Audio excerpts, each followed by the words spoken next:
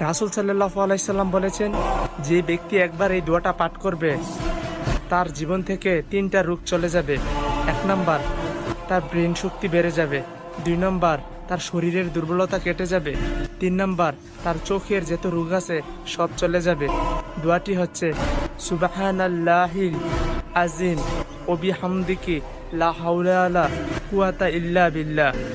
আর যে ব্যক্তি এই হাদিসটা শুনে অন্য আর একটা মুসলমান ভাইকে জানিয়ে দিবে, তার চেহারা উজ্জ্বল হয়ে যাবে, আর সেই ব্যক্তি আমার নবীর সাথে জান্নাতে প্রবেশ করবে।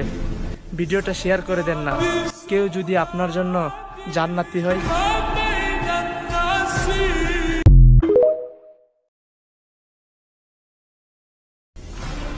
রাসূল সাল্লাল্লাহু আলাইহি সাল্লাম বলেছেন, যে ব্যক্তি একবার এই দোয়াটা পাঠ করবে তার জীবন থেকে 3টা রোগ চলে যাবে।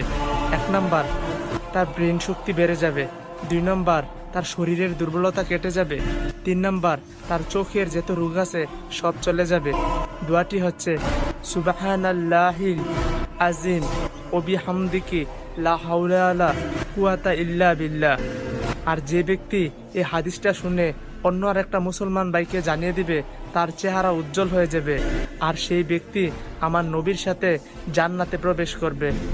ভিডিওটা শেয়ার করে দেন না, কেউ যদি আপনার জন্য জান্নাতি হয়।